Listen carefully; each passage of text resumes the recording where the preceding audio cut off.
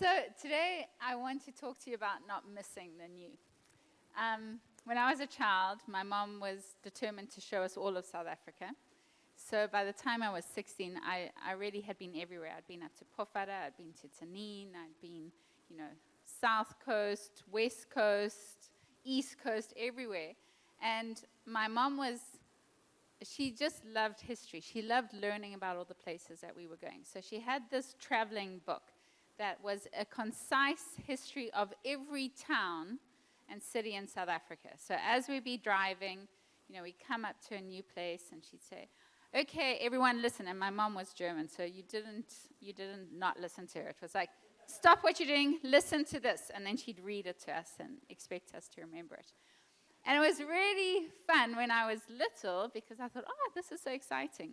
But by the time I was a teenager, I wanted to listen to U2 on my Walkman with my little tape, not even CD, and read my book and sleep. And the last thing I wanted to do was look out the window and see the places that we were driving through. And I was so obsessed by my own interests, my own priorities, my own comfort, that I missed the new.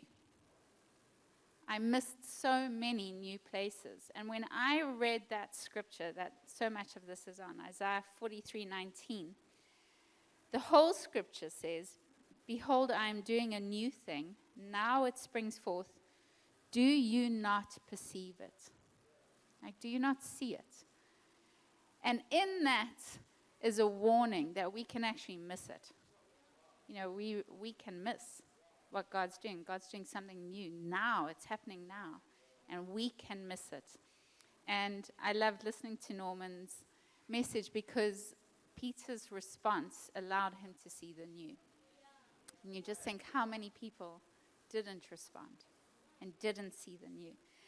So I was saying, God, what is it? How can we protect ourselves from missing the new? And I felt there were 4 things that we can do and choose to do that will help us. And the first one is we really need to pray, God, open our spiritual eyes. So as I was thinking about this, I remembered Elisha and his servant, and they're in the city. The soldiers are all around waiting to take them. And Elisha's pretty calm. Servant's freaking out. And Elisha prays and says, O Lord, open his eyes and let him see. And in an instant, he can see the hills full of the army of the Lord. He can see chariots of fire around Elisha. But he had sight, but he needed spiritual sight. Then we see Mary in the garden after Jesus has been resurrected, and she's talking to Jesus, but she sees a gardener. And then he says her name, and her spiritual eyes are opened. She can see him. Then we have the other disciples walking on the road to Emmaus, and then, they'd spend hours with him, walking, talking, sat down, invited him for a meal. As he prayed and broke the bread, their eyes were opened and they could see. So what we really need is to say, God, we need spiritual eyes. We've got our natural eyes. You've made us alive in our spirits. But we actually need you to open our eyes so we can see what's going on. But the other thing you need is you need light. So the second thing, the second part to protecting ourselves is we need to remember the gospel. And the gospel's defined as light. In 2 Corinthians 4 verse 4, it says, the God of this age has blinded the minds of unbelievers so that they cannot see the light of the gospel that displays the glory of Christ, who is the image of God. We need to stay rooted in the gospel.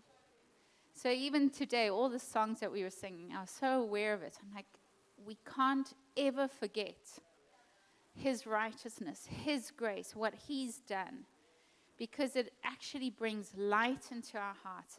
It brings light to our spiritual sight so we can see the new things and the glory of him in everything we're in. The third thing we need to do is we need to choose where we're going to fix our eyes. So in 2 Corinthians 4:16-18, it says, for our light and momentary troubles are achieving for us an eternal glory that far outweighs them all. So we fix our eyes not on what is seen, but on what is unseen.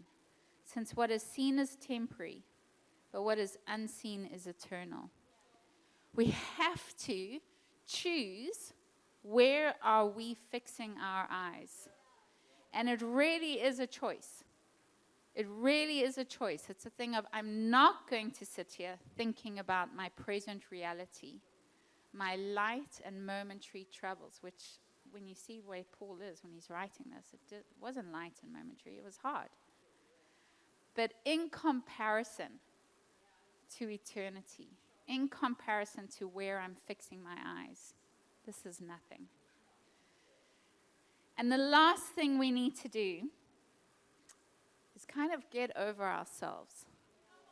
And we are individuals, and we have so much value to God as individuals, but we're not only individuals. We have to get over ourselves. We have to understand that we're part of a bigger picture. So yes, you are important, but you are also a brick in a temple.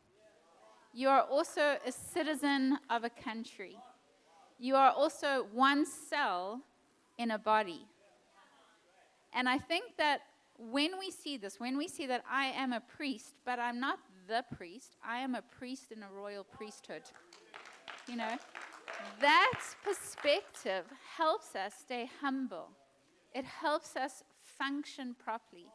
And it helps us really have healthy relationships with each other. Like, it's not about me. And in a world that's constantly telling us to focus on ourselves, focus on our own lives, our own interests, he's calling us to leave that. So I'm going to leave you with two questions and a scripture. The first one is, are you actually looking for the new?